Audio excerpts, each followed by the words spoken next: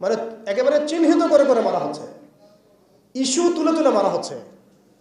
যখন কোনো ইস্যু নাই, সবাই শান্তিপূর্ণ অবস্থায় থাকতে যাচ্ছে, তখন জঙ্গি ইস্যু তৈরি করা হচ্ছে, কোন নাটক সাজানো হচ্ছে।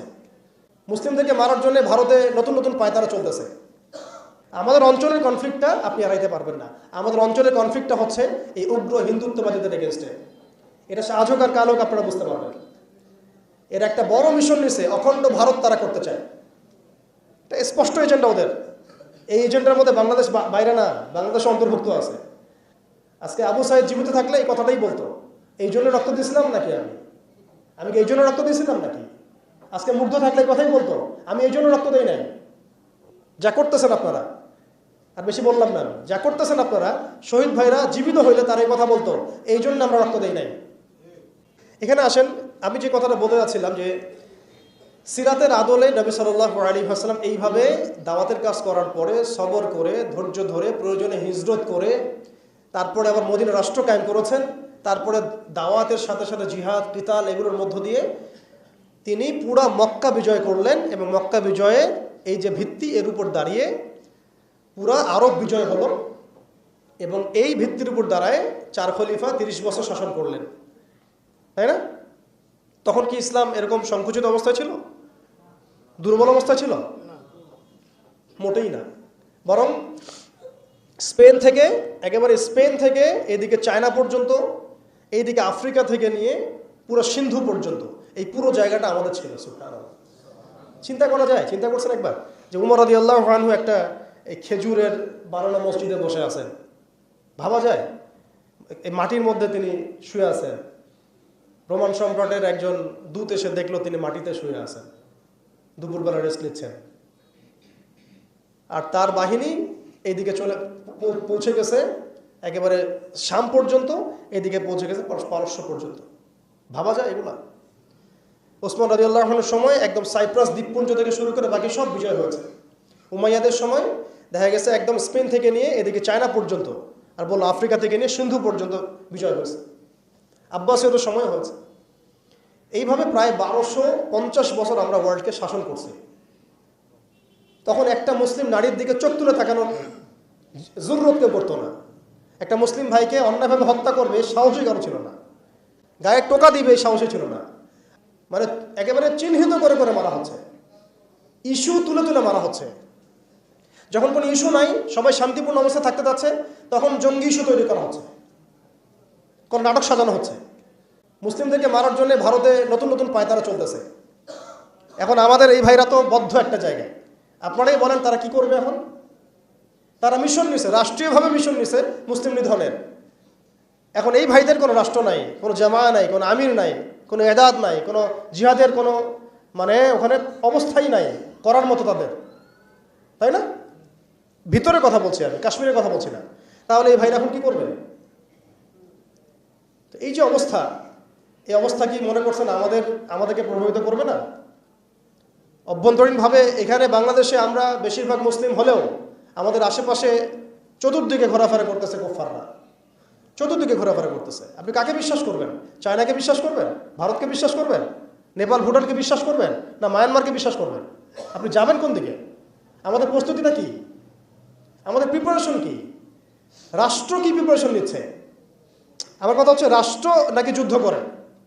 সবাই বলেন একটা কথা না, রাষ্ট্রের অধীনে যুদ্ধ। তো রাষ্ট্র কি প্রিপারেশন নিচ্ছে? রাষ্ট্রের সেই ফিকির আছে কিনা? রাষ্ট্রের তো এই ফিকিরটুকু নাই যে রাষ্ট্রের মধ্যে ইসলামিক আইনগুলো বাস্তবায়িত হোক। এইটুকু ফিকির নাই তো আপনাদের। যারা ইলেকশন নির্বাচন গণতন্ত্র এগুলো করতেছেন, কার ফিকির আছে? আল্লাহর কসম করে বুকে হাত দিয়ে বলেন তো কার ফিকির আছে ক্ষমতায় গিয়ে আপনি আল্লাহর আইন বাস্তবায়ন করবেন? ইসলামপন্থী ভাইদের কথা বাদ দিচ্ছি, ইসলামপন্থী ভাইদের কথা বাদ দিলাম, আমি সেকুলারদের কথা বলছি, ডেমোক্রেটিকদের কথা বলছি। কারণ রাষ্ট্র চলে আসছে এইভাবেই। আর যারা ফিকির করছেন ইসলাম নিয়ে আমি যাব, ওখানে গিয়ে এটা করবো, এটা আপনি ডেমোক্রেটিক সিস্টেমে করতে পারবেন না। আপনাকে সিস্টেমটা সরাই ফেলতে হবে। গণতন্ত্র বলে কোনো শব্দই রাখা যাবে না, তারপরে শরিয়া কায়েম করতে পারবেন। শরিয়া আর গণতন্ত্র একসাথে থাকতে পারে না। শরিয়া, গণতন্ত্র, ধর্মনিরপেক্ষতাবাদ, কমিউনিজম এগুলো একসাথে থাকতে পারে না। একটা বোতল, এর মধ্যে আছে আপনার বিষ, এখানে আপনি দুধ খেতে পারবেন না। একটা বোতল, এখানে আছে বিষ, আপনি এটাকে 1000 বার ধুইতে হবে, ধোয়ার পরে আপনি দুধ ঢালতে পারবেন, খাওয়ার রিস্ক নিতে পারবেন, তাও খাবেন কিনা সন্দেহ আছে। আর এগুলো হচ্ছে মারাত্মক শিরকের বিষ। আমাদের হচ্ছে বড় কান্ট্রি আছে একটা তুরস্ক, একটা ইসলামিক ল বাস্তবায়ন করছে কিনা দেখায়। বড় একটা কান্ট্রি আছে মিশর, দেখায় না আমাকে একটা ইসলামিক ল বাস্তবায়ন করতে পারছে কিনা। তিউনিসিয়া পারছে কিনা, আজারবাইজান পারছে কিনা, মরক্কো পারছে কিনা, ইথিওপিয়া পারছে কিনা, আপনারা বলেন পারছে কি? ইয়েমেন পারছে কিনা, জর্ডান পারছে কিনা, লেবানন পারছে কিনা? পারে নাই। আফগানিস্তান পারছে কেন? আফগানিস্তান পারছে কেন? কারণ তারা সিস্টেমগুলোকে সরাই দিছে। এটাই শরিয়া কায়েম করার রাস্তা, আর কোনো রাস্তা নাই। আপনি যতই তন্ত্রমন্ত্রের ধার ধারেন না কেন, আপনি কখনোই সফল হতে পারবেন না। লিখে নেন, কাজ করতে থাকেন, দেখেন ফান্তাজিরু ওয়া ইন্না মাআকুম মিনাল মুনতাজিরিন। কোনো সমস্যা নাই। আফগান পারছে এই কারণেই, তারা সিরাতের রাস্তায় হাঁটছে। ওকে, আমাদের সাথে লড়বা, আমরাও তোমাদের সাথে লড়ব। ঠিক আছে, হয় তোমরা থাকবে, না হলে আমরা থাকবো। হয় তাওহীদ থাকবে, না হলে শিরক থাকবে। হয় শরিয়া থাকবে, না হলে তোমাদের তন্ত্রমন্ত্র থাকবে। এই লড়াই যখন হয়েছে, হইতে হইতে হইতে এক পর্যায়ে 20 বছর সময় লাগলেও সেটা আজকে বাস্তবায়ন হয়েছে। যেটা আপনার আমার অঞ্চলে 100 বছরও হয় নাই, 50 বছরও হয় নাই। এরপরেও আল্লাহ পাক আমাদেরকে চোখের সামনে কিন্তু মিসাল দেখাই দিয়েছেন। তারপরেও আমাদের মধ্যে বোধোদয় হচ্ছে না, আমরা বুঝতে পারছি না যে কোন পথে হাঁটবো। দেশের যত সমস্যা দেখবেন, মিডিয়া যান, মিডিয়ায় গেলে মনে হবে দেশের সমস্ত সমস্যার হালত এবং সমাধান হচ্ছে একটা বিষয়, মিডিয়ার ভাষায়। মিডিয়ায় ঢোকেন, দেখেন কি হচ্ছে, অনেক প্রবলেম দেশের মধ্যে, সংস্কার এইটা সেটা অনেক কিছু হচ্ছে। ভাবখানা এমন যে সব কিছু থেকে উদ্ধার করবে আমাকে একটা শব্দ, তার নাম নির্বাচন। তার নাম মানে নির্বাচন হলেই সব সমাধান হয়ে যাবে, বাস খালাস। এটা আমাদের আকীদা, আমাদের চিন্তা এরকম ভাই। একটা মুদির দোকানদারকে জিজ্ঞাসা করেন, সেও এই কথাই বলবে। আবার বুদ্ধিজীবীকে জিজ্ঞাসা করেন, সেও এই কথাই বলতেছে। টকশোতে বসে সেও এই কথা বলতেছে।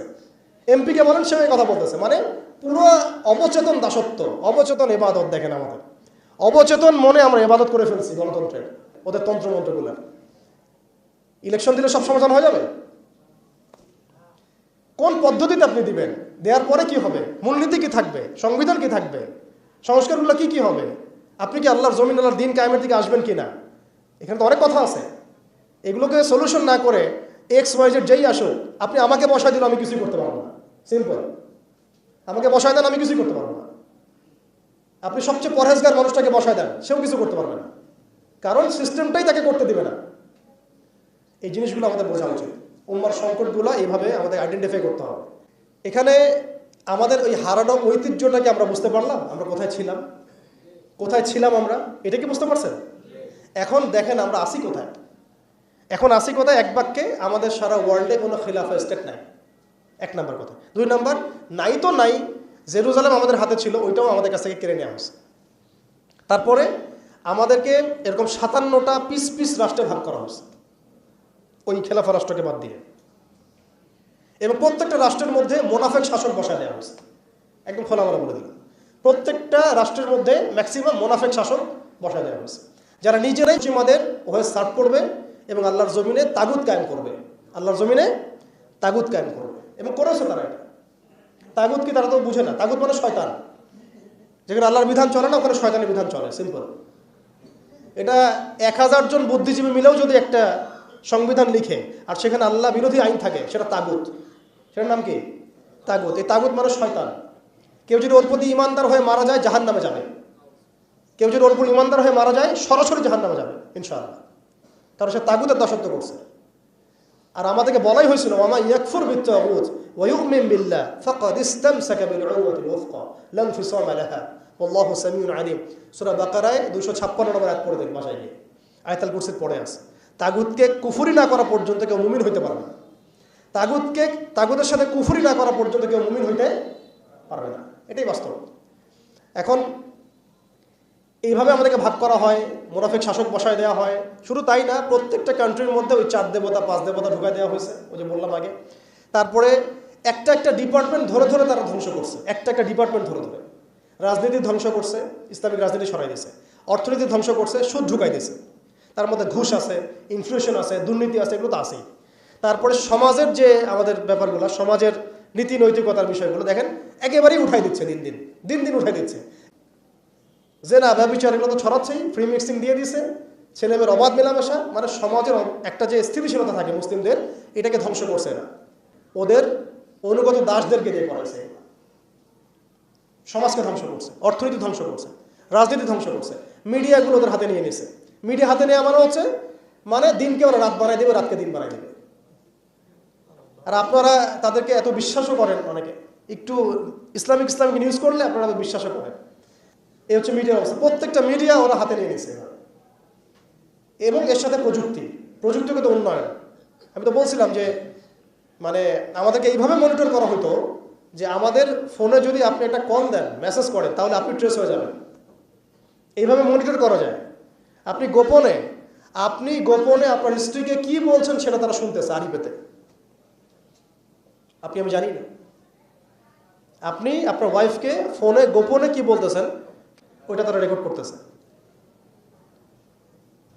সুবহানাল্লাহ। তো আমি বলতে চাচ্ছিলাম আমরা কোন জায়গায় আসছি, এই জায়গায় এখনকার হালত, আজকে এই জায়গায় তারা আমাদেরকে নিয়ে আসছে। এখন প্রশ্ন হচ্ছে যে এই ওদের যে মানে অগ্রগতি, আমাদের যে অধঃপতন, এই জিনিসটার জন্য কি শুধু তারাই দায়ী না আমরাও দায়ী আছি? শুধু কি তারাই দায়ী না আমরা দায়ী আছি? আমরা আমাদের আগে দোষগুলো খুঁজে বের করব, আমরা নিজেরা আমাদের আগে ল্যাকিংসগুলোকে খুঁজে বের করব। আপনি দেখবেন, খুঁজতে থাকেন, প্রথম ল্যাকিংস পাবেন আপনি আমি, বেশিরভাগ মানুষই জীবনের মৌলিক উদ্দেশ্য থেকে সরে গেছে। আমরা দুনিয়াদার হয়ে গেছি ভাই। আমরা এই দুনিয়াতে এইভাবে থাকার জন্য আসি নাই। আল্লাহ পাক আমাদেরকে পাঠাইছেন এই দুনিয়াতে দুইটা কাজ দিয়ে। একটা হচ্ছে আল্লাহর ইবাদত করতে হবে এবং তার জমিনে দিন কায়েম করতে হবে। এখানে আমি অন্য কোনো উদ্দেশ্যে আসি নাই, আমরা মুসাফির এখানে সবাই। আল্লাহ পাক বলেছেন ওয়া মা খালাকতুল জিন্না ওয়াল ইনসা ইল্লা লিয়াবুদুন, আর ইন তানসুরুল্লাহ ইয়ানসুরকুম ওয়া ইউসাব্বিত আকদামাকুম ওয়ালা তামুতুন্না ইল্লা ওয়া আনতুম মুসলিমুন। কতগুলো আয়াত আছে। ইন্নাল্লাহা লা ইউগাইয়িরু মা বিকওমিন হাত্তা ইউগাইয়িরু মা বিআনফুসিহিম। আয়াতের পর আয়াত বলা যাবে আমাদেরকে এই দুনিয়াতে পাঠানো হয়েছে দুইটা কাজ। আমাদেরকে আল্লাহর ইবাদত করতে হবে এবং আল্লাহর জমিনে তার দিন কায়েম করতে হবে। এটা আমাদের কাজ, বাকি সব কিছু গৌণ, এগুলো মুখ্য কাজ, মেইন। এবং আমাদেরকে দিন দেয়া হয়েছে কেন? হুয়াল্লাযী আরসালা রাসূলাহু বিল হুদা ওয়া দীনিল হক লিইয়ুযহিরাহু আলা দ্বীনি কুল্লি। এই দিনটা আল্লাহ পাক দিয়েছেন এই কারণেই যাতে এই দিন অন্য সমস্ত দিনের উপর জয়লাভ করে। তো জয়লাভ কখন করবে? যখন আমরা ফিকির করবো তখন। এটা কি আবরাহার যুগ যে আবাবিল পাখি এসে পাথর ছুড়বে? বলেন, এখন পাথর আপনাকে আমাকে ছুটতে হবে? এটা তো আবরাহার যুগ নয়। নবী সাল্লাল্লাহু আলাইহি ওয়াসাল্লাম শুধু দোয়া দিয়েই কি সব হয়েছে? দোয়ার সাথে চেষ্টা করেন নাই তিনি? এমনকি বদর যুদ্ধের দিনও তিনি কূপ দখল করলেন, ভালো জায়গাটাতে শিবির গাড়লেন, সৈন্য বিন্যাস করলেন, সব কিছু যখন ঠিকঠাক মতো হয়ে গেল, তারপরে বৃষ্টি আসলো আল্লাহর পক্ষ থেকে, তিনি দোয়া করা শুরু করলেন। এই দোয়ায় আল্লাহ পাক ফেরেশতা নাজিল করলেন। তাহলে কি আমাদের কাছে একমুখী না সব কিছু করতে হবে? এখন আমাদেরকে এই ল্যাকিংসগুলোকে খুঁজে বের করতে হবে। আমাদের ল্যাকিংস কোথায়? এই ইমানের দুর্বলতা, জীবনের উদ্দেশ্যে দুর্বলতা। আমরা দুনিয়াদার হয়ে গেছি, ভোগবিলাসী হয়ে গেছি, আমরা আমাদের ঐতিহ্য ভুলে গেছি, আমাদের শেকড় ভুলে গেছি, আমলে ঘাটতি হয়ে গেছে, হারামখোর হয়ে গেছি, আমরা জেনাকার হয়ে গেছি, আমরা ফ্রি মিক্সিং করতেছি, পরকীয়া করতেছি, ঘুষ খাচ্ছি, দুর্নীতি করতেছি, সুদ খাচ্ছি, আমরা করতেছি এগুলা। আমাদের ল্যাকিংসগুলোকে আমাদেরকে দূর করতে হবে। ইলমের ঘাটতি হচ্ছে, আমলের ঘাটতি হচ্ছে, আলেমদের সাথে সহবত নাই, তাসকিয়া নাই, পড়াশোনা নাই। কি করতেছি ভাই আমরা? আসলে কি জন্য আসছি আর কি করতেছি? এইখান থেকে ভবিষ্যৎটা হচ্ছে এই যে ইনশাআল্লাহ এই দিন বিজয় লাভ করবেই। কথা হচ্ছে এগুলো যেহেতু হবেই, লাউহে মাহফুজে লেখা হয়ে গেছে কুদিয়াল আমর, তাহলে আমাদেরকে তো আমাদের কাজগুলো এখন বের করে ফেলা উচিত। আমাদের কাজ কি করতে চান? আদৌ সেই বিজয় কাফেলে আমরা শরীক হতে চাই কিনা, নাকি এইভাবেই আমরা দিন যাবে রাত যাবে, খাবো দাবো, ফুর্তি করবো আর মারা যাবো, এটাই কি আমাদের উদ্দেশ্য কিনা?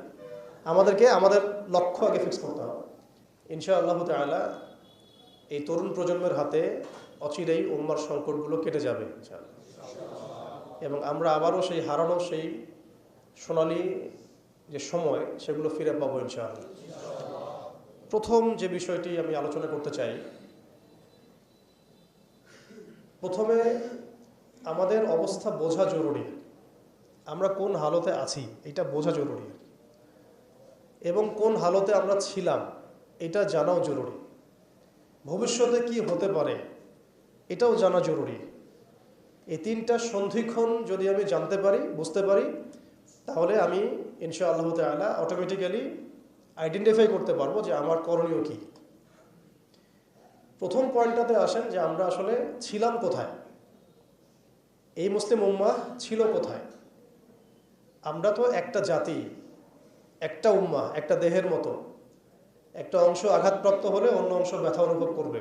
আমরা এমন জায়গায় ছিলাম। আমরা নবী মুহাম্মদ সাল্লাল্লাহু আলাইহি ওয়াসাল্লামের জীবনী থেকে দেখতে পাচ্ছি যে এমন একটা সময় আজকে থেকে প্রায় 1400 বছর আগে চলে গেছে, যে সমাজটা একদম আইয়ামে জাহিলিয়াতে পরিপূর্ণ ছিল। সেখানে তাওহীদ ছিল না, সুন্নাহ ছিল না, আখিরাত ছিল না, রিসালাত ছিল না।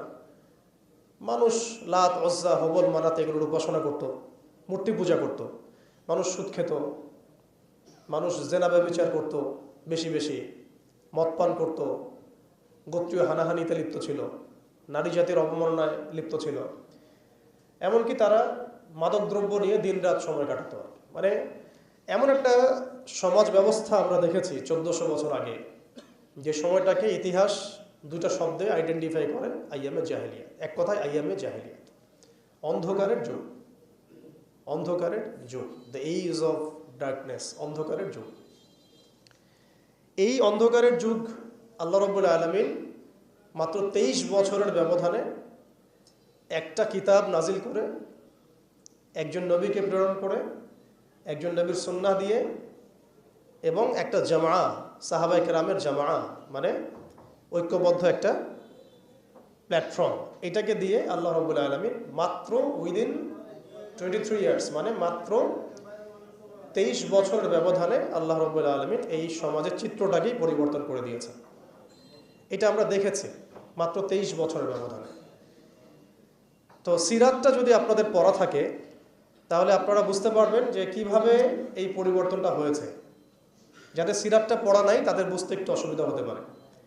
এই কারণে আমি আপনাদেরকে পরামর্শ দিই, যেভাবে আপনারা কোরআন শেখেন, যেভাবে হাদিসকে গুরুত্ব দিয়ে পড়েন, ঠিক সেইভাবেই নবী মুহাম্মদ সাল্লাল্লাহু আলাইহি ওয়াসাল্লামের পবিত্র জীবনীটাকে শুরু থেকে শেষ পর্যন্ত পড়ে শেষ করতে হবে। তাহলে আপনি ধাপগুলো বুঝতে পারবেন কিভাবে তিনি সমাজ সংস্কার করেছেন। না হলে বুঝতে পারবেন না। কোরআনের একটা আয়াত থেকে আপনি নিজে নিজে একটা দলিল তো বের করতে পারবেন না, একটা হাদিস থেকে আপনি নিজে নিজে একটা দলিল তো বের করতে পারবেন না। সিরাতটা যদি মাথায় থাকে, পুরো সিরাত মোবারক, পবিত্র সিরাত, তাহলে আপনি বুঝতে পারবেন কোন সিচুয়েশনে নবী সাল্লাল্লাহু আলাইহি ওয়াসাল্লাম প্রেরিত হয়েছিলেন, কিভাবে শুরু করেছেন, কিভাবে সামনে গিয়েছেন, কোন প্রেক্ষাপটে কিভাবে তিনি রিয়্যাক্ট করেছেন, এবং কিভাবে আস্তে আস্তে এই দিনটা অল্প গুটি কয়েক মানুষ থেকে পুরো জাজিরাতুল আরবের মধ্যে ছড়িয়ে পড়েছে, প্রতিষ্ঠিত হয়েছে। এক কথায় দিন কায়েম হয়েছে কিভাবে, এটা বুঝতে হলে সিরাত লাগবে। এটা যদি আমরা 2 মিনিটের মধ্যে বলি, তাহলে প্রথমে নবী সাল্লাল্লাহু আলাইহি ওয়াসাল্লাম ওহী প্রাপ্ত হয়েছেন। সেই ওহীটা হচ্ছে কোরআন এবং হাদিস এবং সুন্নাহ, এবং সেই ওহী দিয়ে তিনি দাওয়াতের কাজ শুরু করেছেন। তিনি মানুষের দরজায় দরজায় যাওয়া শুরু করেছেন। মক্কায় 13 বছর নিরলস পরিশ্রম করে তিনি দাওয়াতের মেহনত অব্যাহত রেখেছেন, এবং দাওয়াতটা ছিল পরিপূর্ণ ইসলামের দাওয়াত, আংশিক দাওয়াত নয়। আমাদের দাওয়াত, তার দাওয়াতের মধ্যে কিছু পার্থক্য দেখা যায় অনেক সময়। তার দাওয়াত ছিল পরিপূর্ণ ইসলামের দাওয়াত, আমরা কিন্তু ইসলামের অংশ বিশেষ নিয়ে কথা বলি বেশি। এটা খেয়াল রাখতে হবে। তিনি দাওয়াতের কাজ করেছেন পরিপূর্ণ ইসলামের দাওয়াত, উদখুলু ফিস সিলমি কাফা, এর উপর আমল করার জন্য। এখন এই দাওয়াতের ফলে প্রথম 3 বছর গোপন গোপন দাওয়াত হয়েছে, কিন্তু এই 3 বছরেই এমন কিছু সাহাবী তৈরি হয়েছিলেন যারা পরবর্তীতে বদর, উহুদ, খন্দক, খায়বার কাঁপিয়ে দিয়েছিলেন।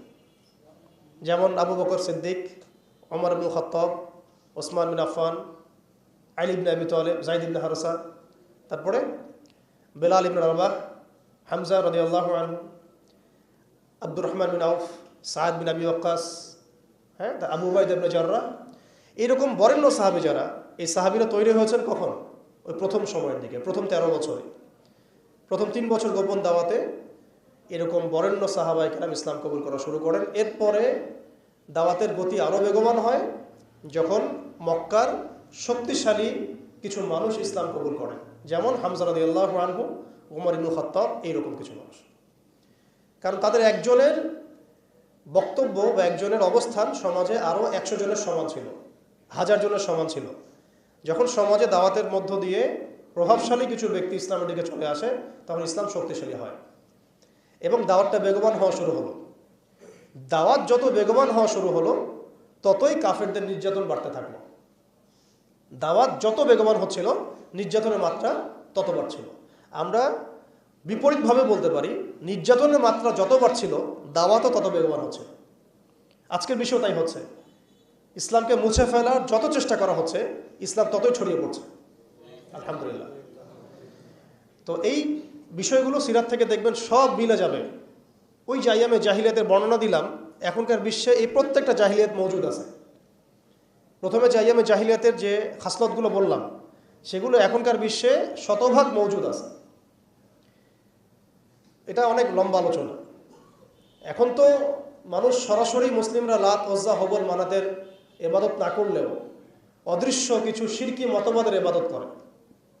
যেমন গণতন্ত্র, যেমন কমিউনিজম, ধর্মনিরপেক্ষতাবাদ, তারপরে জাতীয়তাবাদ, তারপরে এথিজম, নাস্তিকতা। এগুলো দেখা যায় না, ছোঁয়া যায় না, ভার্চুয়াল, ইনভিজিবল, কিন্তু এগুলো একটা আদর্শ। যে আদর্শগুলোর মধ্যে কুফর আছে, শিরক আছে, হারাম আছে, তাগুত আছে। সরাসরি মূর্তির সামনে সেজদা না করলেও অবচেতনভাবে মুসলিমরা আজকে এই মতবাদগুলোর পূজা করতেছে। এটাও শিরকের মধ্যেই পড়ছে, আংশিক হইলেও। কোনো কোনো ক্ষেত্রে যদি আকীদা ঠিক না থাকে, তাহলে পরিপূর্ণ শিরক হবে। এখন কথা হচ্ছে, এটা গেল মুসলমানদের অবস্থা। অমুসলিমরা তো মূর্তি পূজা করছেই। বিশ্বের বেশিরভাগ মানুষ এখন দেখা যাচ্ছে খ্রিস্টান ধর্মাবলম্বী, যারা ঈসা আলাইহিস সালামকে আল্লাহর পুত্র সাব্যস্ত করছে। আর মালউন যারা, মালউন মুশরিক, তারা কি করছে এটা তো আপনারা দেখতেই পাচ্ছেন। তারা লক্ষ কোটি দেবতার পূজা করছে, প্রকৃতি পূজা করছে। এর বাইরে আবার নতুন মতবাদ আসছে এখনকার বিশ্বে, নাস্তিকতা, যেটা এত এত উঁচু স্তরে ছিল না বিশ্বে কখনো। এই নাস্তিকতা দিন দিন এটা বাড়ছে আর বাড়ছে, বাড়ছে আর বাড়ছে। মানুষকে আল্লাহর দাসত্ব থেকে বের করে অন্য কোনো সত্তার দাসত্বের দিকে তারা নিয়ে যাওয়ার চেষ্টা করছে নাস্তিকতার আদলে। এখন যাই হোক, ওই জাহালাতগুলো এখন দূর হয় নাই, বরং বহু উঁচু স্তরে এটা সমাজে ছড়িয়ে পড়েছে আরো। কারণ সেই স্বর্ণযুগ থেকে আমরা বের হয়ে আসছি, সেই স্বর্ণযুগ আমাদের এখন তো নাই। এখন ওই যে সুদ, এই সুদ এখন হয়েছে বিশ্ব ব্যবস্থার সুদভিত্তিক ব্যাংকিং সিস্টেম।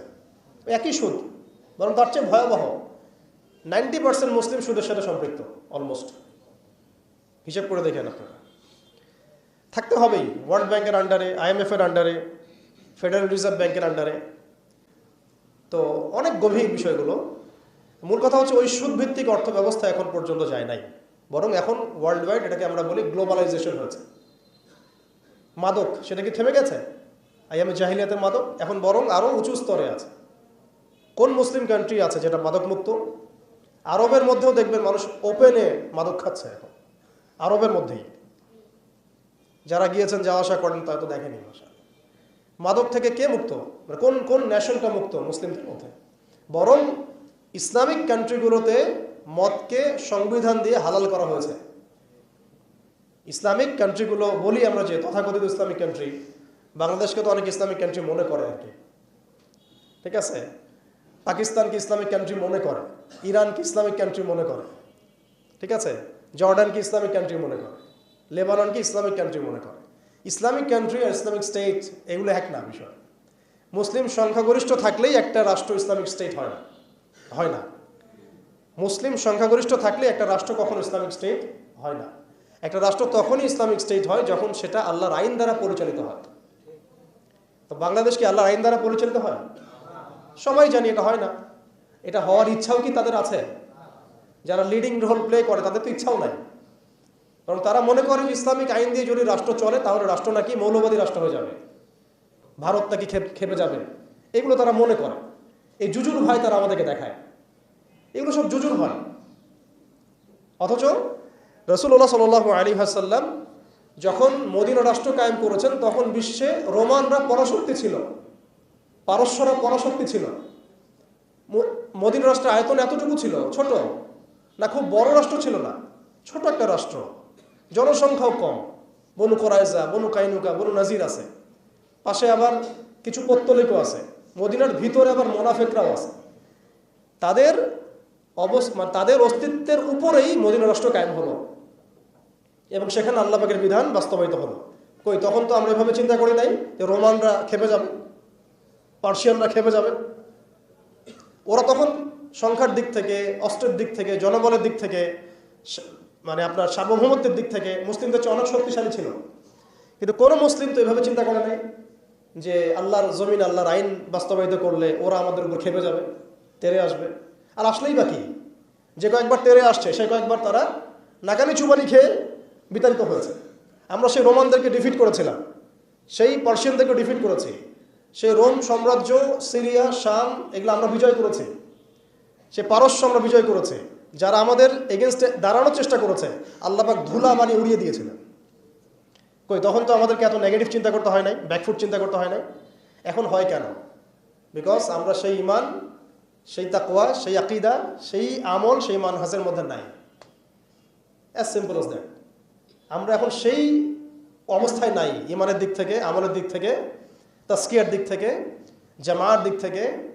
সবচেয়ে বড় কথা হচ্ছে দিন পালনের দিক থেকে আর কি, দিন বোঝা এবং পালন করার দিক থেকে আমরা ওই জায়গায় নাই।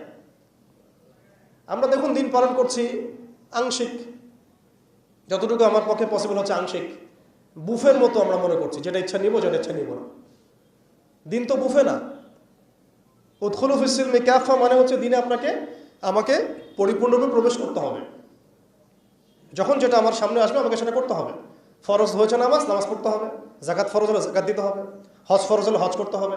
আমার এখানে অপশনাল কোনো থিঙ্কিং এর তো সুযোগ নাই।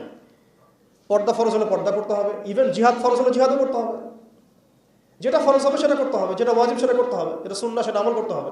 এখানে তো আমার অপশন নাই যে আল্লাহ আমি পর্দাটুকু বাদ দিয়ে দাও আমার জন্য, নাউজুবিল্লাহ, আমার জন্য মদটাকে হালাল করে দাও, নাউজুবিল্লাহ, আমার জন্য জেনাকে হালাল করে দাও, নাউজুবিল্লাহ। এটা কি সম্ভব? কিন্তু আমরা এই সিস্টেমগুলোর মধ্য দিয়ে আল্লাহর হালালকে হারাম করছি, হারামকে হালাল করছি। তো আমি বলছিলাম ওই জাহালাতের এই না সুদভিত্তিক সিস্টেম দূর হয়েছে, আর না সেই মাদক দূর হয়েছে, আর না সেই শিরক দূর হয়েছে, আর না গোত্রীয় হানাহানি দূর হয়েছে। গোত্রীয় হানাহানি কি দূর হয়েছে? না। এখন হানাহানি গণতান্ত্রিক ভাষায় করলে জায়েজ, তাই না? গণতান্ত্রিক লেভেল দিয়ে হানাহানি, মারামারি, কাটাকাটি, মিছিল, মিটিং, শোডাউন, রাস্তায় কোপাকুপি সব জায়েজ। কিন্তু ইসলামের পরিভাষায় যদি আমরা জিহাদ ফি সাবিলিল্লাহ বলি তাহলে আটকে উঠে বাপরে বাপ কি অবস্থা, তাহলে মৌলবাদী, জঙ্গি, সন্ত্রাসী। ছাত্ররা যা করেছিল জুলাইয়ে, এই কাজটার 10%ও যদি দাড়িটুপি বলাটা করতো তাহলে মনে হয় বাংলাদেশেও সব মসজিদ সিলগালা করে দিত, সব মাদ্রাসা সিলগালা করে দিত, তাই না? মানে গণতান্ত্রিক পরিভাষায় এই ফিতনাগুলো জায়েজ, তাই না? ফিতনা মানে পরীক্ষা, ফিতনা মানে শব্দ কি? পরীক্ষা। এই পরীক্ষাই তো আমরা। কিন্তু ইসলামিক পরিভাষা যদি আমরা ইবাদত বলি, ইসলামিক পরিভাষা একটা ইবাদত, সেটা নাজায়েজ হয়ে যাচ্ছে। আর গণতান্ত্রিক পরিভাষায় তথাকথিত এই গণতান্ত্রিক রাষ্ট্রে এবং গণতান্ত্রিক এই বিশ্বে এগুলোকে তারা জায়েজ করে নিয়েছে। এগুলো তারা গণতন্ত্র প্রতিষ্ঠান নামে এগুলো করলে সেগুলো জায়েজ। এবং এখানে দেখবেন 100%ই মুসলিমদের রক্ত ঝরছে, কোনো অমুসলিমের রক্ত কিন্তু ঝরছে না। তো এগুলো তাহলে এই তন্ত্রমন্ত্রগুলোকে আমরা বলি এখনকার জামানার দেবতা, যেগুলোর পূজা ওরা করতেছে। ওই জামানায় যেমন লাত, উজ্জা, হবল, মানাতের ইবাদত হতো, এখন ঠিক এই তন্ত্রমন্ত্রগুলোর ইবাদত, দাসত্ব, পূজা হচ্ছে এবং সেগুলো আমাদেরকে গেলানো হচ্ছে। আমরা যেন এগুলো হজম করি, গিলি, অথচ এগুলো আমাদেরকে ধ্বংস করার জন্যই তারা সৃষ্টি করেছিল। আমাদের চোখ এখনো সবার খোলে নাই। এই সিস্টেমগুলো আমাদেরকে কখনোই সেই হারানো ঐতিহ্য ফিরাই দিবে না। এই সিস্টেমগুলোর মধ্য দিয়েও কখনো ইসলাম কায়েম করা সম্ভব নয়। আপনারা আরো 100 বছর ট্রাই করেন, 100 বছর পরে হলেও বুঝবেন। যদি হতো 100 বছর আগেই হইতো। আরো 100 বছর ট্রাই করেন, তারপরেও যদি আক্কেল হয়। এই সিস্টেমগুলো তৈরি করা হয়েছে আমাদেরকে ওদের দাস বানানোর জন্য। এখানে আসেন, আমি যে কথাটা বলতে যাচ্ছিলাম যে সিরাতের আদলে নবী সাল্লাল্লাহু আলাইহি ওয়াসাল্লাম এইভাবে দাওয়াতের কাজ করার পরে সবর করে, ধৈর্য ধরে, প্রয়োজনে হিজরত করে, তারপরে আবার মদিনা রাষ্ট্র কায়েম করেছেন। তারপরে দাওয়াতের সাথে সাথে জিহাদ, কিতাল এগুলোর মধ্য দিয়ে তিনি পুরা মক্কা বিজয় করলেন এবং মক্কা বিজয়ের এই যে ভিত্তি, এর উপর দাঁড়িয়ে পুরা আরব বিজয় হলো এবং এই ভিত্তির উপর দাঁড়ায় 4 খলিফা 30 বছর শাসন করলেন, তাই না? তখন কি ইসলাম এরকম সংকুচিত অবস্থায় ছিল, দুর্বল অবস্থায় ছিল? মোটেই না। বরং স্পেন থেকে এদিকে চায়না পর্যন্ত, এইদিকে আফ্রিকা থেকে নিয়ে পুরো সিন্ধু পর্যন্ত এই পুরো জায়গাটা আমাদের ছিল। সুবহানাল্লাহ। চিন্তা করা যায়? চিন্তা করছেন একবার যে উমর রাদিয়াল্লাহু আনহু একটা এই খেজুরের বানানো মসজিদে বসে আছেন? ভাবা যায়? এই মাটির মধ্যে তিনি শুয়ে আছেন। রোমান সম্রাটের একজন দূত এসে দেখলো তিনি মাটিতে শুয়ে আছেন, দুপুরবেলা রেস্ট নিচ্ছেন। আর তার বাহিনী এইদিকে পৌঁছে গেছে একেবারে শাম পর্যন্ত, এদিকে পৌঁছে গেছে পারস্য পর্যন্ত। ভাবা যায় এগুলা? ওসমান রাদিয়াল্লাহু আনহুর সময় একদম সাইপ্রাস দ্বীপপুঞ্জ থেকে শুরু করে বাকি সব বিজয় হয়েছে। উমাইয়াদের সময় দেখা গেছে একদম স্পেন থেকে নিয়ে এদিকে চায়না পর্যন্ত, আর বললো আফ্রিকা থেকে নিয়ে সিন্ধু পর্যন্ত বিজয় হয়েছে। আব্বাসীয়দের সময় হয়েছে। এইভাবে প্রায় 1250 বছর আমরা ওয়ার্ল্ডকে শাসন করছি। তখন একটা মুসলিম নারীর দিকে চোখ তুলে তাকানোর জরুরত কেউ করতো না। একটা মুসলিম ভাইকে অন্যায়ভাবে হত্যা করবে সাহসী কারো ছিল না, গায়ে টোকা দিবে সাহসী ছিল না। মানে একেবারে চিহ্নিত করে করে মারা হচ্ছে, ইস্যু তুলে তুলে মারা হচ্ছে। যখন কোনো ইস্যু নাই, সবাই শান্তিপূর্ণ অবস্থায় থাকতে যাচ্ছে, তখন জঙ্গি ইস্যু তৈরি করা হচ্ছে, কোন নাটক সাজানো হচ্ছে। মুসলিমদেরকে মারার জন্য ভারতে নতুন নতুন পায়তারা চলতেছে। এখন আমাদের এই ভাইরা তো বদ্ধ একটা জায়গায়। আপনারাই বলেন তারা কি করবে এখন?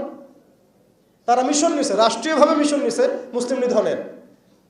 এখন এই ভাইদের কোনো রাষ্ট্র নাই, কোনো জামা নাই, কোনো আমির নাই, কোনো এদাদ নাই, কোনো জিহাদের কোনো মানে ওখানে অবস্থাই নাই করার মতো তাদের, তাই না? ভিতরে কথা বলছি আমি, কাশ্মীরের কথা বলছি না। তাহলে এই ভাইরা এখন কি করবে? এই যে অবস্থা, এই অবস্থা কি মনে করছেন আমাদেরকে প্রভাবিত করবে না? অভ্যন্তরীণভাবে এখানে বাংলাদেশে আমরা বেশিরভাগ মুসলিম হলেও আমাদের আশেপাশে চতুর্দিকে ঘোরাফেরা করতেছে কুফফাররা, চতুর্দিকে ঘোরাফেরা করতেছে। আপনি কাকে বিশ্বাস করবেন? চায়নাকে বিশ্বাস করবেন? ভারতকে বিশ্বাস করবেন? নেপাল ভুটানকে বিশ্বাস করবেন? না মায়ানমারকে বিশ্বাস করবেন? আপনি যাবেন কোন দিকে? আমাদের প্রস্তুতিটা কি? আমাদের প্রিপারেশন কি? রাষ্ট্র কি প্রিপারেশন নিচ্ছে? আমার কথা হচ্ছে রাষ্ট্র নাকি যুদ্ধ করে? সবাই বলেন একটা কথা না, রাষ্ট্রের অধীনে যুদ্ধ। তো রাষ্ট্র কি প্রিপারেশন নিচ্ছে? রাষ্ট্রের সেই ফিকির আছে কিনা? রাষ্ট্রের তো এই ফিকিরটুকু নাই যে রাষ্ট্রের মধ্যে ইসলামিক আইনগুলো বাস্তবায়িত হোক। এইটুকু ফিকির নাই তো আপনাদের। যারা ইলেকশন নির্বাচন গণতন্ত্র এগুলো করতেছেন, কার ফিকির আছে? আল্লাহর কসম করে বুকে হাত দিয়ে বলেন তো কার ফিকির আছে ক্ষমতায় গিয়ে আপনি আল্লাহর আইন বাস্তবায়ন করবেন? ইসলামপন্থী ভাইদের কথা বাদ দিচ্ছি, ইসলামপন্থী ভাইদের কথা বাদ দিলাম, আমি সেকুলারদের কথা বলছি, ডেমোক্রেটিকদের কথা বলছি। কারণ রাষ্ট্র চলে আসছে এইভাবেই। আর যারা ফিকির করছেন ইসলাম নিয়ে আমি যাব, ওখানে গিয়ে এটা করবো, এটা আপনি ডেমোক্রেটিক সিস্টেমে করতে পারবেন না।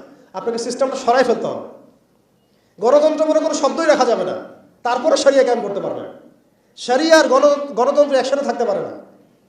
শরিয়া, গণতন্ত্র, ধর্মনিরপেক্ষতাবাদ, কমিউনিজম এগুলো একসাথে থাকতে পারে না। একটা বোতল, এর মধ্যে আছে আপনার বিষ, এখানে আপনি দুধ খেতে পারবেন না। একটা বোতল, এখানে আছে বিষ, আপনি এটাকে 1000 বার ধুইতে হবে, ধোয়ার পরে আপনি দুধ ঢালতে পারবেন, খাওয়ার রিস্ক দিতে পারবেন, তাও খাবেন কিনা সন্দেহ আছে। আর এগুলো তো হচ্ছে মারাত্মক শিরকের বিষ।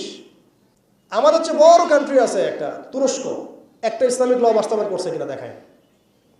বড় একটা কান্ট্রি আছে মিশর, দেখায় না আমাকে একটা ইসলামিক ল বাস্তবায়ন করতে পারছে কিনা। তিউনিসিয়া পারছে কিনা, আজারবাইজান পারছে কিনা, মরক্কো পারছে কিনা, ইথিওপিয়া পারছে কিনা? আপনারা বলেন পারছে কি? ইয়েমেন পারছে কিনা, জর্ডান পারছে কিনা, লেবানন পারছে কিনা? পারে নাই। আফগানিস্তান পারছে কেন? আফগানিস্তান পারছে কেন? কারণ তারা সিস্টেমগুলোকে সরাই দিছে। এটাই শরিয়া কায়েম করার রাস্তা, আর কোনো রাস্তা নাই। আপনি যতই তন্ত্রমন্ত্রের ধার ধারেন না কেন, আপনি কখনোই সফল হতে পারবেন না। লিখে নেন, কাজ করতে থাকেন, দেখেন। ফান্তাজিরু ওয়া ইন্না মাআকুম মিনাল মুনতাজিরিন। কোনো সমস্যা নাই। আফগান পারছে এই কারণেই, তারা সিরাতের রাস্তায় হাঁটছে। ওকে, আমাদের সাথে লড়বা, আমরা তোমাদের সাথে লড়বো। ঠিক আছে, হয় তোমরা থাকবে, না হলে আমরা থাকবো। হয় তাওহীদ থাকবে, না হলে শিরক থাকবে। হয় শরিয়া থাকবে, না হলে তোমাদের তন্ত্রমন্ত্র থাকবে। এই লড়াই যখন হইতে হইতে এক পর্যায়ে 20 বছর সময় লাগলেও সেটা আজকে বাস্তবায়ন হয়েছে। যেটা আপনার আমার অঞ্চলে 100 বছরও হয় নাই, 50 বছরও হয় নাই। এরপরেও আল্লাহ পাক আমাদেরকে চোখের সামনে কিন্তু মিসাল দেখাই দিয়েছেন, তারপরেও আমাদের মধ্যে বোধোদয় হচ্ছে না, আমরা বুঝতে পারছি না যে কোন পথে হাঁটবো।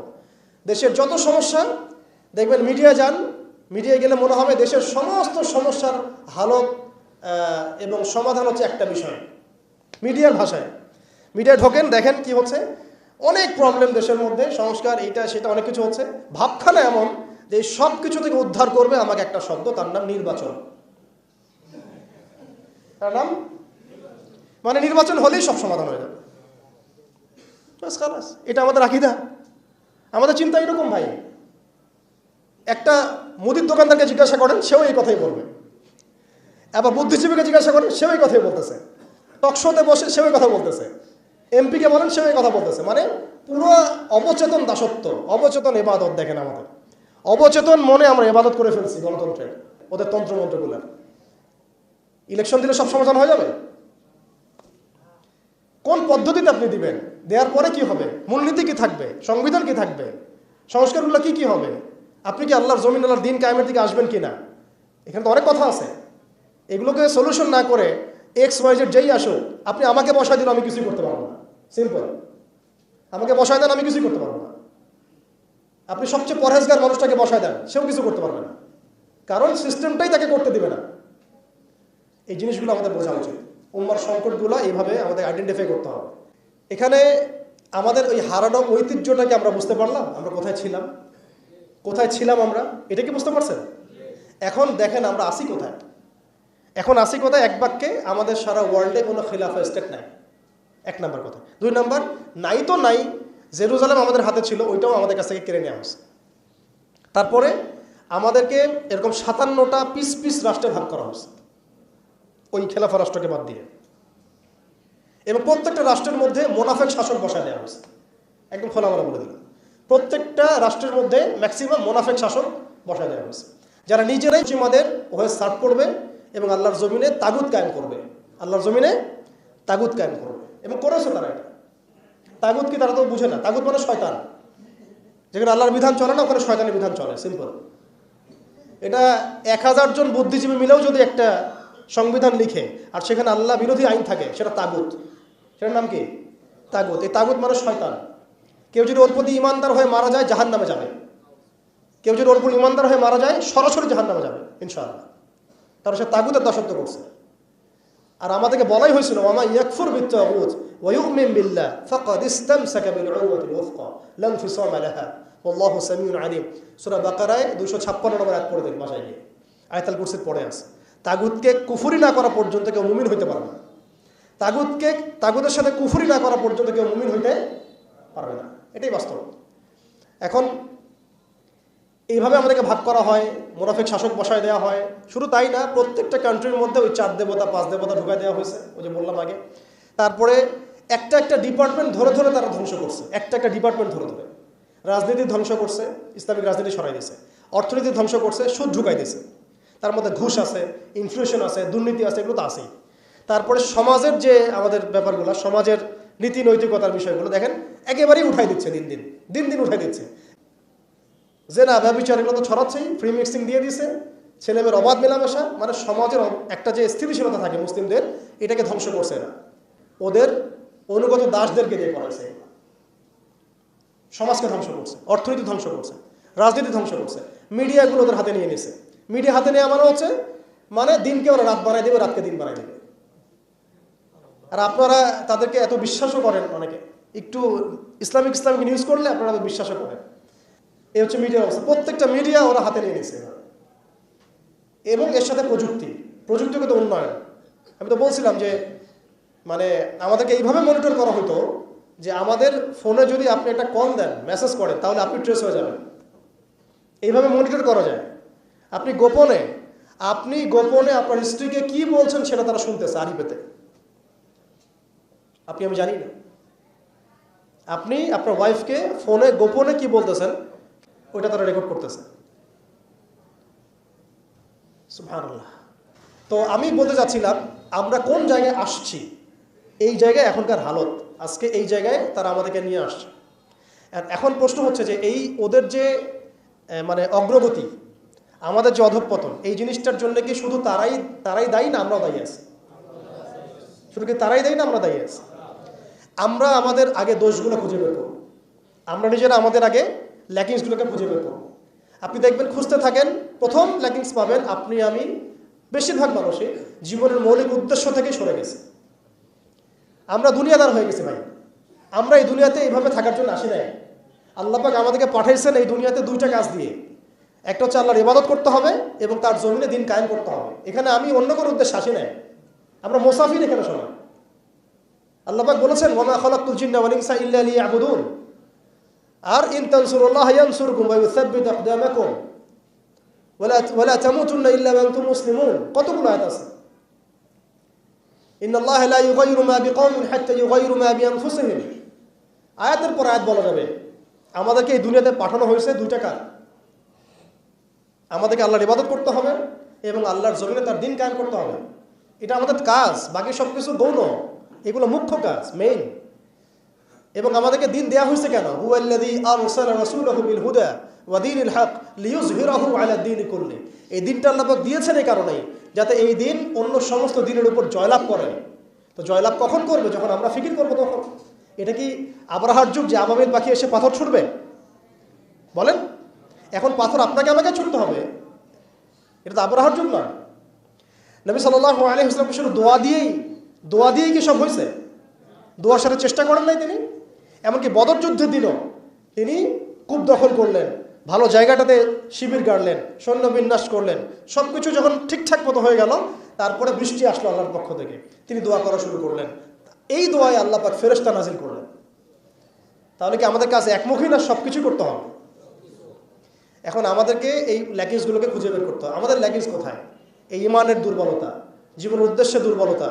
আমরা দুনিয়াদার হয়ে গেছি, ভোগবিলাসী হয়ে গেছি, আমরা আমাদের ঐতিহ্য ভুলে গেছি, আমাদের শেকড় ভুলে গেছি, আমলে ঘাটতি হয়ে গেছে, হারামখোর হয়ে গেছি, আমরা জেনাকার হয়ে গেছি, আমরা ফ্রি মিক্সিং করতেছি, পরকীয়া করতেছি, ঘুষ খাচ্ছি, দুর্নীতি করতেছি, সুদ খাচ্ছি, আমরা করতেছি এগুলা। আমাদের ল্যাকিংসগুলোকে আমাদেরকে দূর করতে হবে। ইলমের ঘাটতি হচ্ছে, আমলের ঘাটতি হচ্ছে, আলেমদের সাথে সোহবত নাই, তাসকিয়া নাই, পড়াশোনা নাই। কি করতেছি ভাই আমরা? আসলে কি জন্য আসছি আর কি করতেছি? এইখান থেকে ভবিষ্যৎটা হচ্ছে এই যে ইনশাআল্লাহ এই দিন বিজয় লাভ করবেই। এক কথা হচ্ছে এগুলো যেহেতু হবেই, লাউহে মাহফুজে লেখা হয়ে গেছে কুদিয়াল আমর, তাহলে আমাদেরকে তো আমাদের কাজগুলো এখন বের করে ফেলা উচিত। আমাদের কাজ কি করতে চান? আদৌ সেই বিজয় কাফেলে আমরা শরীক হতে চাই কিনা, নাকি এইভাবেই আমরা দিন যাবে রাত যাবে, খাবো দাবো, ফুর্তি করবো আর মারা যাবো, এটাই কি আমাদের উদ্দেশ্য কিনা? আমাদেরকে আমাদের লক্ষ্য আগে ফিক্স করতে হবে। লক্ষ্য ফিক্স করতে হলে কয়েকটা কাজ মোটা থেকে বের হয়, আমি 1 মিনিটে বলে শেষ করে দিচ্ছি। সেটা হচ্ছে ভাই, আমাদের সবাইকে আগে তওবা করে আল্লাহর দিকে ফিরে আসতে হবে, প্রথম কাজ এটা। কারণ নাপাক কলব দিয়ে, নাপাক হৃদয়ের মধ্যে আপনি কখনো দিনের ফিকিরগুলোকে ঢুকাইতে পারবেন। কলবকে পবিত্র করতে হলে আমাকে আগে তওবা করে আল্লাহর দিকে ফিরতে হবে। আল্লাহর দিকে ফিরে আসেন, নিজের জীবনটাকে মূল্যায়ন করেন। আসেন আমরা সবাই মিলে একটা কাজ করি, অন্তত পক্ষে একটা সময় আমরা সবাই মিলে একটা চেষ্টা করি, ফলাফল আল্লাহর হাতে, আল্লাহর জমিনে আল্লাহর দিন কায়েম করা যায় কিনা চেষ্টা করে দেখি ইনশাআল্লাহ। এবং সেটা আমাদেরকে তো আল্লাহ পাক পুরো বিশ্বের জিম্মাদার করেন নাই, আমরা এই অঞ্চলে থাকি, এই অঞ্চলে অন্তত আমাদের চেষ্টা করা উচিত। অন্য অঞ্চলে তো ভাইরা চেষ্টা করছেই। আফগানের ভাইরা তো আমাদের জন্য পরোয়া করে বসে থাকে নাই। ওই আফ্রিকার ভাইরাও তো বসে নাই, কেউ কি বসে আছে? দেখেন যাদের কাজ করা তারা কিন্তু ঠিকই করতেছে। আমাদের অঞ্চলের কনফ্লিক্টটা আপনি এড়াইতে পারবেন না। আমাদের অঞ্চলের কনফ্লিক্টটা হচ্ছে এই উগ্র হিন্দুত্ববাদীদের এগেনস্টে। এটা আজ হোক আর কাল হোক আপনারা বুঝতে পারবেন। এর একটা বড় মিশন নিছে, অখণ্ড ভারত তারা করতে চায়। এটা স্পষ্ট এজেন্ডা ওদের। এই এজেন্ডার মধ্যে বাংলাদেশ বাইরে না, বাংলাদেশ অন্তর্ভুক্ত আছে। আমাদেরকে প্রিপারেশন নিতে হবে, সব দিক থেকে প্রিপারেশন নিতে হবে। সবচেয়ে বড় প্রিপারেশন আল্লাহর দিকে ফিরে আসা, পরিপূর্ণ ইসলামে প্রবেশ করতে হবে। উদখুলু ফিস সিলমি কাফা, একদম। আর ওই যে একটা প্রথমে বললাম, ইত্তাকুল্লাহ ওয়ালা তামুতুন্না ইল্লা ওয়া আনতুম মুসলিমুন, পরিপূর্ণ মুসলিম হয়ে যেতে হবে। আল্লাহর ভয় নিয়ে আসা, আল্লাহর কাছে আত্মসমর্পণ করা, পরিপূর্ণ মুসলিম হয়ে যাওয়া, আল্লাহর সব আদেশগুলো মানা, নিষেধগুলো ছেড়ে দেওয়া, নবীর সব আদেশ মেনে চলা, নবী যে নিষেধ করেছেন সেগুলো ছেড়ে দেওয়া সাল্লাল্লাহু আলাইহি ওয়াসাল্লাম। একই সাথে হালাল খাইতে থাকা, হারামে না যাওয়া, পরিবার ঠিকঠাক করে ফেলা, যদি ঠিক না হয় অন্তত একা হলে একাই চলতে হবে। এটা আপনার জীবন, হিসাব আপনার, কবর, হাসর আমার, যার যার তার। এটাতে কারো জন্য কারো পরোয়া করার কোনো সুযোগ নেই, কারো জন্য কারো বসে থাকার কোনো সুযোগ নেই। আমাকে আমার রাস্তায় চলতে হবে। অতএব এটা ঠিক করে ফেলা, পাশাপাশি আমাদের সন্তানদেরকে মানুষ করার চেষ্টা করা, এবং খাস করে আমাদের তরুণ ভাইদেরকে এই ইমানের পথে নিয়ে আসা। তাদেরকে দিয়ে হবে ইনশাআল্লাহ। আমরা প্রমাণ দেখেছি তাদেরকে দিয়ে হবে, এটা আমরা বিশ্বাস করি। শুধু তাদেরকে ঠিকভাবে নার্সিং করতে হবে। ভুল পথে যেন রক্ত না যায়, ভুল পথে যেন রক্ত না যায়। আজকে আবু সাইদ জীবিত থাকলে এই কথাটাই বলতো, এই জন্য রক্ত দিয়েছিলাম নাকি, আমি কি এই জন্য রক্ত দিয়েছিলাম নাকি? আজকে মুগ্ধ থাকলে এই কথাই বলতো, আমি এই জন্য রক্ত দেই নাই। যা করতেছেন আপনারা, আর বেশি বললাম না আমি, যা করতেছেন আপনারা, শহীদ ভাইরা জীবিত হইলে তার এই কথা বলতো, এই জন্য আমরা রক্ত দেই নাই। এখন আমাদের এই প্রজন্মের ভাইদেরকে বোঝাতে হবে, দাওয়াতের কাজ বাড়াতে হবে, ওলামা ইকরামের সোহবত লাগবে, ইলম লাগবে, তারপরে তাসকিয়া লাগবে, আধ্যাত্মিকত্বর দরকার আছে, ব্যাপক পড়াশোনা করতে হবে, আমল বাড়াই দিতে হবে, এবং সময় নষ্ট করা যাবে না। এর পাশাপাশি আমাদের প্রয়োজন হবে একটা জামাআবদ্ধ হওয়া। প্রত্যেকটা জায়গায় তাওহীদপন্থী ভাইদেরকে জামাআবদ্ধ হয়ে যেতে হবে। বড় পরিসরে জামা হোক না হোক, ছোট ছোট জামাগুলো হয়ে যাক, ছোট ছোট জামাগুলো প্রত্যেকটা জায়গায় হয়ে যাক। এলাকা ভিত্তিক কাজ করেন, মসজিদ ভিত্তিক কাজ করেন, আপনি অ্যাসোসিয়েশন করে কাজ করতে থাকেন। ইনশাআল্লাহ একদিন না একদিন আল্লাহ চান তো বড় জামাও ক্রিয়েট হয়ে যাবে ইনশাআল্লাহ। আমাদের লাগবে আমির, লাগবে মামুর, লাগবে সামউ ওয়া তুআ, আমাদের লাগবে একটা চেইন অফ কমান্ড, এবং এদাদ লাগবে, প্রস্তুতি লাগবে, শারীরিক প্রস্তুতি, মানসিক প্রস্তুতি, আত্মিক প্রস্তুতি। যখন সময় আসবে ইনশাআল্লাহ আমরা ঝাঁপাই পড়বো ইনশাআল্লাহ। এখন এখানে দাওয়াতের ক্ষেত্র চলতেছে, বাংলাদেশে এখন দাওয়াতের মেহনত বাড়াতে হবে। তাতে আমাদের সবাইকে দাওয়াতের কাজে আত্মনিয়োগ করতে হবে, এই যোগ্যতা তৈরি করতে হবে, এবং এলাকা ভিত্তিক জামা গঠন করে ফেলতে হবে। এবং সবচেয়ে বড় কথা, ইসলাম তো পালন করবই, এর পাশাপাশি অনইসলামিক যে কুফরি আকীদা, শিরক, বেদাত, এগুলো সম্পর্কে আমাদের জানতে হবে। সমস্ত হালাল হারাম আইডেন্টিফাই করতে হবে, এগুলো থেকে দূরে থাকতে হবে। এমন যেন না হয় যে আমি সঠিক পথেও চলতেছি, আবার গলদ আকীদার মধ্যেও আছি।